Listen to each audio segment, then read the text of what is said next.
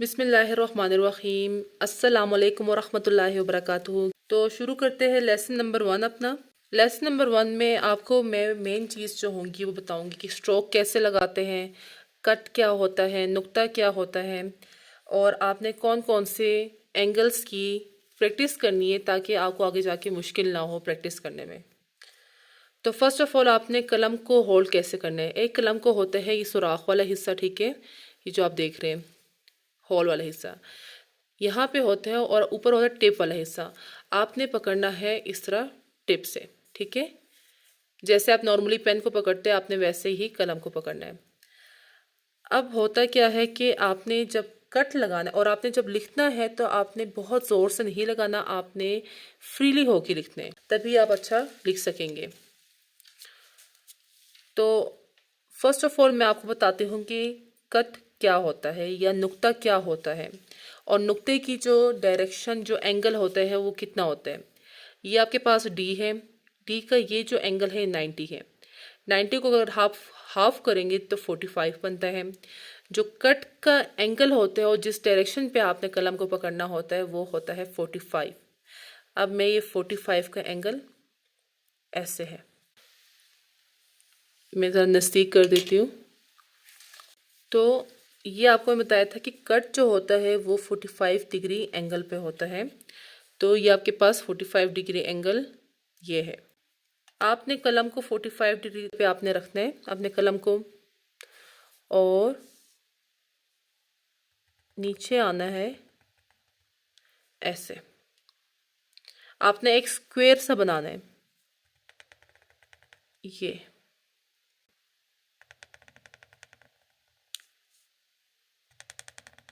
ऐसे करके। अब जो आपका कट होता है अगर मैं उसकी शेप बनाऊं तो वो कुछ ऐसे आती है। अगर आप इसके साइडों को आपस में जोड़ेंगे तो ये कुछ ऐसे बनेगा। ये दो लाइंस जो आपस में मिलती है, आपको पता है 90 का एंगल बनाए तो उसे परपेंडिकुलर कहते हैं। तो कट की भी जो साइड्स की जो लाइंस होंगी अगर आप उसको कंबाइन करेंगे तो वो 90 डिग्री एंगल बनाएंगे, परपेंडिकुलर होंगे एक दूसरे के। अब कट लगाने का फ़ायदा क्या होता है, हम क्यों कट यूज़ करते हैं। कट दरअसल हम यूज़ करते हैं कि जब भी आपने किसी भी लेटर की मेजरमेंट करनी है, उसे लिखना कैसे है, कितनी उसकी लेंथ होनी चाहिए, डेप्थ होनी चाहिए, विड्थ होनी चाहिए, तो उसके लिए हम लोग यूज़ करते हैं कट। अब जैसे कि मैं लिखती हूँ अलिफ, अलिफ के लिए 4 हो गए, 5 6 7।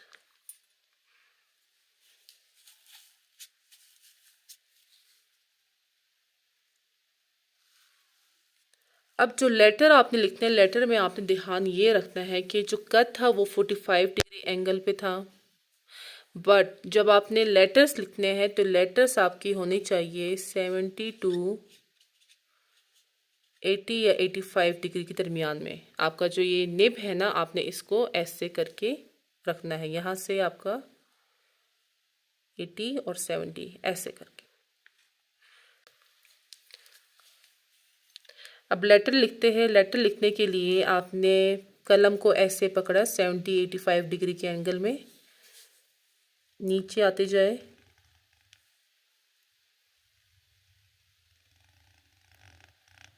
ये मैं आपको बता रही हूँ कि लेटर लिखना किस तरह होता है।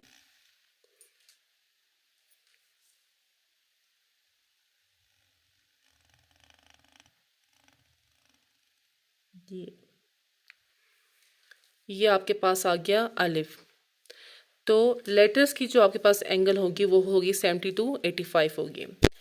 तो आई होप कि आपको समझ आ गई होगी कि हम लोग की कट क्यों लगाते हैं और इसकी एंगल क्या होनी चाहिए और लफ्ज़ की जो है एंगल आपके पास वो क्या होनी चाहिए कलम यूज़ करते वक्त, ठीक है, कलम की एंगल सॉरी क्या होनी चाहिए लफ्ज़ लिखते वक्त आपके पास। तो अभी मैं आपको बताती हूँ कि अलिफ को इस कलम से मैंने लिखा है तो इतना साइज़ बना है। अगर इसी अलिफ को मैं दूसरे कलम से लिखूं थोड़ा सा छोटे वाले निब से, तो आप देखिए कि कलम चेंज करने से साइज में चेंज आएगा।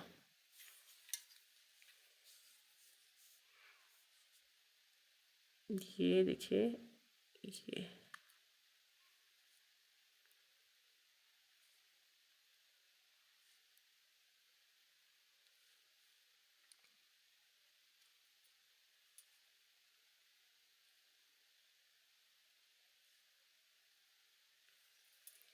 ये आपके पास कलम चेंज करने से साइज में चेंज आए। अलिफ लिखते हैं अब।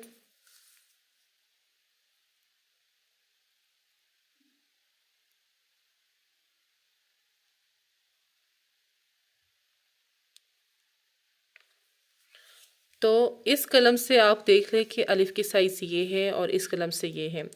अगर आपने मतलब फ़र्ज़ करें 7 आपने नुकात का जायज़ा लेना है कि 7 नुकात कितना है, तो ये मैंने नुक्ते लगाए हुए हैं 7। आपको बार बार नुक्ते लगाने की ज़रूरत नहीं पड़ेगी। आप बस यहाँ से लेके यहाँ तक मैंने इंक से कर दिए, लेकिन आप किसी भी मार्कर से कर सकते हैं ताकि आपको पता हो और बार बार आपको नुक्ते लगाने की ज़रूरत ना पड़े। 7 नुक्ते यहाँ तक, 8 नुक्ते यहाँ तक, ठीक है अगर आपने लगाने, लेकिन मोस्टली 7 6 मतलब 3 नुक्ते हम लगा लेते हैं। अब जो आपने प्रैक्टिस करनी है और मुझे सेंड करनी है वो है कि जैसे लाइन कैसे बनानी है आपने, स्ट्रेट लाइन आपने 70 to 85 के दरमियान करना है ऐसे।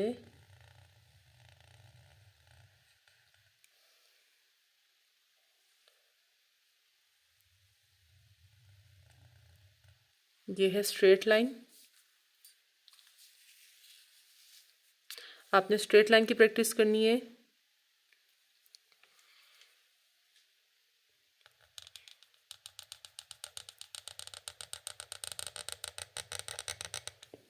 हॉरिजेंटल लाइन की आपने करनी है, बिल्कुल स्ट्रेट होनी चाहिए 180 डिग्री पे। अब एक और स्ट्रोक है जो कि बहुत यूज़ होता है, आपने उसकी लाजमी प्रैक्टिस करनी है क्योंकि वो तकरीबन हर दूसरे तीसरे लफ्ज़ में हर्फ में वो यूज़ होता है।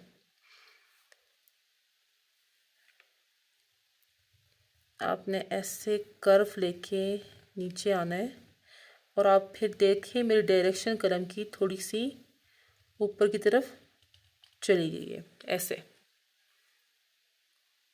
दोबारा बताती हूँ, आपने 80 to 70 के दरमियान आपने रखना है कलम, थोड़ा सा आपने कर्व करना है ऐसे और नीचे बारीक सा। इसकी भी आपने प्रैक्टिस करनी है। और एक और जो कि बहुत इसी की तरह यूज़ होता है, ये ऊपर से नीचे पतला था, एक और है वो मतलब ऊपर से नीचे ये थिन सा है। दूसरा वाला जो है वो ऊपर से नीचे थोड़ा मोटा होगा ये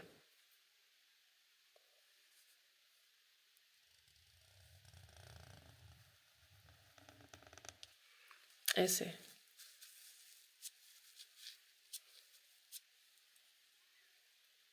और जो एक और है आपने कट लगाना है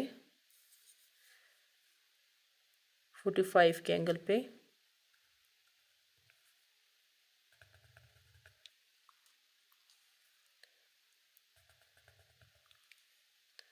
जो सलस स्क्रिप्ट में यूज़ होता है कट, वो इस टाइप का होता है, ठीक है।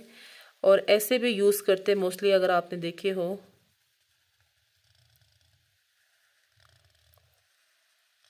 ये डिज़ाइन के लिए यूज़ होते हैं।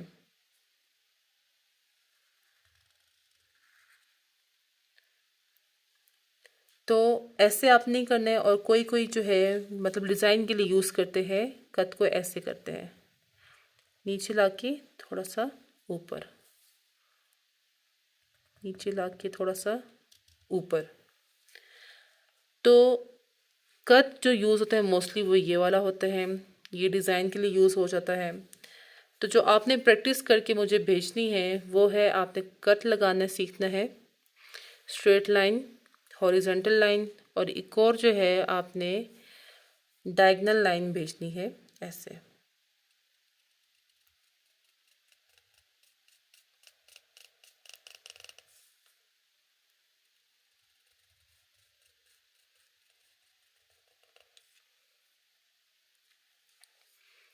ठीक है, इन सब की आप प्रैक्टिस करके मुझे आप सेंड करिए, फिर मैं आपको बताऊंगी आपकी मिस्टेक्स, गलतियाँ। तो मिलते हैं नेक्स्ट लेसन में, तब तक के लिए अपना बहुत ख्याल रखिएगा। अल्लाह हाफिज़।